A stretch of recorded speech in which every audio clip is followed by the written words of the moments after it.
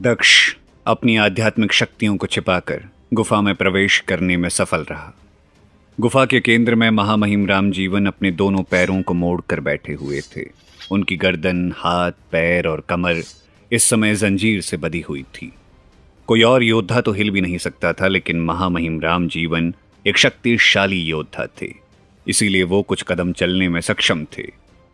दक्ष ने महामहिम रामजीवन की क्षमता का आकलन किया। दक्ष ने महसूस किया कि महामहिम रामजीवन से निपटना इतना आसान नहीं है। दक्ष ने कुछ देर सोचा और फिर स्पेस डोर की शक्ति का इस्तेमाल कर वो गायब हो गया। अगले ही पल वो महामहिम रामजीवन के ऊपर प्रकट हुआ। क्योंकि महामहिम रामजीवन की पांचों इंद्रियां काफी तेज थी, इसलिए जैसे ही दक्ष उनके ऊपर आया, महामहिम रामजीवन फौरन दूसरी दिशा में चले गए। रामजीवन की प्रतिक्रिया काफी तेज थी। जिन योद्धाओं की क्षमता काफी कम थी, वो दक्ष के इस हमले को चकमा देने में कामयाब नहीं हो सकते थे।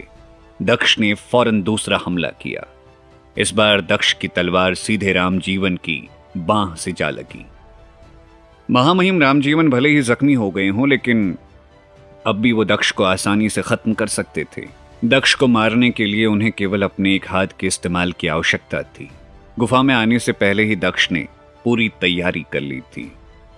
पहले दो हमलों में वो महामहिम रामजीवन को मारने में कामयाब नहीं हो सका, फिर भी उसका हौसला कम नहीं हुआ और तीसरे हमले के लिए तैयार हो गया। इस बार दक्ष ने अपने हमले में स्पेस डोर की शक्तियों का इस्तेमाल किया था।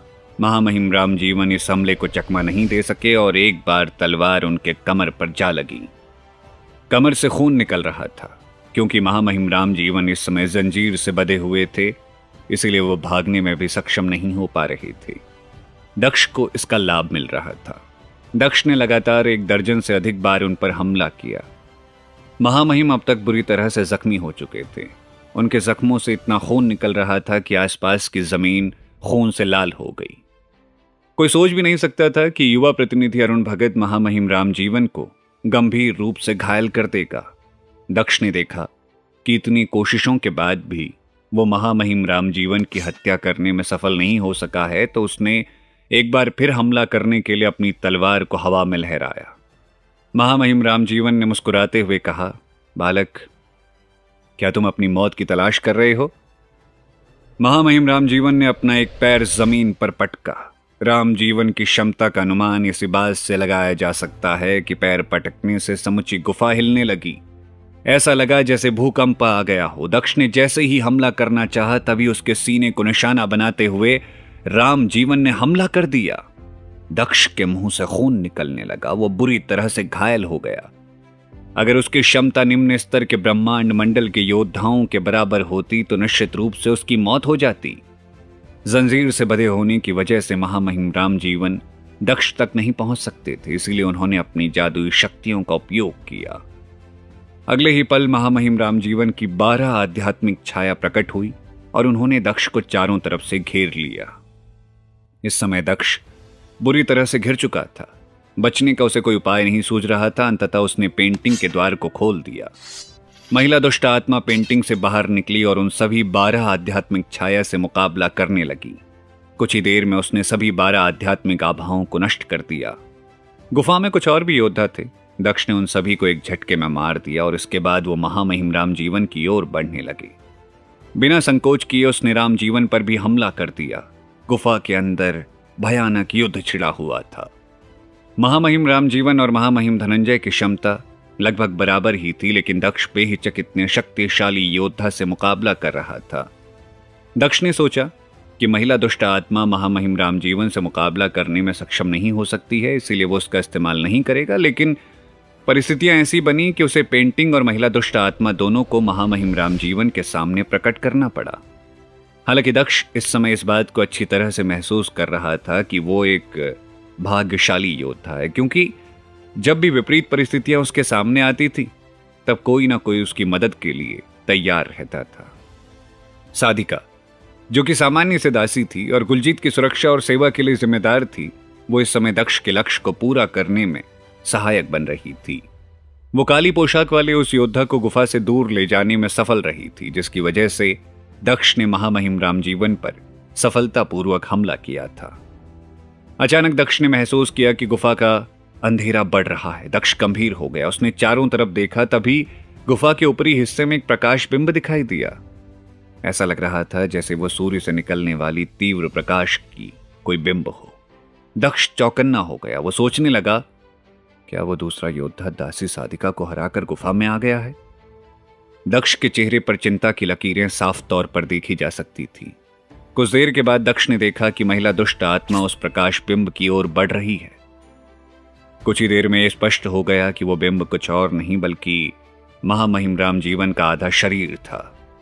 उनकी छाती से नीचे का शरीर पूरी तरह से चकनाचूर हो चुका था, फिर भी वो जीवित थे। तुमने सोच कैसे लिया कि तुम मुझसे बच सकते हो? महिला दुष्ट आत्मा ने सफेद पोशाक पहन रखी थी। दूर से दक्ष को ऐसा लग रहा था जैसे आसमान में इस समय सूर्य और तारे एक साथ मौजूद हैं। महामहिम रामजीवन को अब भी कमतर नहीं आंका जा सकता था, लेकिन दक्ष को अब महिला दुष्ट आत्मा पर भरोसा हो चुका था। तभी काली पोशाक वाले योद्धा ने अपनी जादुई शक्तियों का इस्तेमाल कर दक्ष पर हमला कर दिया। दक्ष ने हमले पर प्रतिक्रिया तो दे दी, लेकिन वो इस समय काफी चिंतित दिख रहा था कि दासी साधिका के साथ क्या हुआ।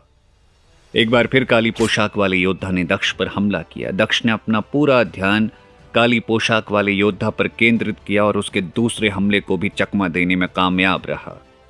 दक्ष ने अनुमान लगाया कि हमलावर की आध्यात्मिक शक्ति दक्ष के बराबर ही है, लेकिन मानसिक रूप से वो उतना उन्नत नहीं है जितना कि दक्ष।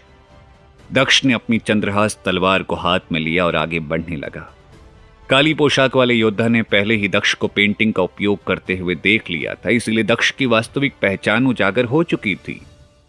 युवा प्रतिनिधि अरुण भगत के भेष में दक्ष है, इस खबर को वो अन्य योद्धाओं तक पहुंचाना चाहता था। वो गुफा से बाहर निकलने लगा, तभी दक्ष ने अपनी गति का इस्तेमाल किया और उसके सामने पहुंच गया। क्या तुम्हें सच में लगता है कि मैं तुम्हें अब यहां से जीवित बाहर निकलने दूंगा? दक्ष ने अपनी तलवार हवा में लहराई और तलवार से एक साथ दर्जनों हथियार बाहर निकले और काली पोशाक वाले उस युवक की ओर बढ़ने लगे। तभी वो योद्धा गायब हो गया और अदृश्य रूप से जादुई शक्तियों का इस्तेमाल कर दक्ष पर हमला करने लगा। लगातार हमलों से दक्ष बुरी तरह से जख्मी हो गया और जमीन पर गिर पड़ा। दक्ष के समूचे शरीर से खून निकल रहा था। हालांकि कुछ ही देर में उसने खुद को संभाला और उठने की कोशिश करने लगा। मैं उसे इस तरह से जाने नहीं दे सकता हूं। यदि वो बचकर भागने में कामयाब हो गया तो फिर मेरी सारी योजनाएं विफल हो जाएंगी और अमर पिशाच अपने मकसद में कामयाब हो जाएगा। ऐसा मैं होने नहीं दे सकता हूं। मैं अपनी योजनाओं पर पानी फिरते हुए नहीं देख सकता हूं। दक्ष ने एक बार फिर अपनी पूरी ताकत का इस्तेमाल किया और बिजली की गति से उस योद्धा की दिशा में भागा। काली पोशाक वाला योद्धा भले ही अदृश्य था, लेकिन दक्ष अपनी आध्यात्मिक दृष्टि का इस्तेमाल कर उसे देख सकता था। पूरी रात रक्त समुदाय में हलचल मची रही। कई ब्रह्मांड मंडल के योद्धाओं के बीच मुकाबला चल रहा था, जिससे युवा योद्धा पूरी तरह से डरे हुए थे। सभी के बीच इस बात की चर्चा हो रही थी कि किन योद्धाओं के बीच युद्ध हो रहा है, जिसकी वजह से समूचे रक्त समुदाय में असहजता महसूस हो रही है।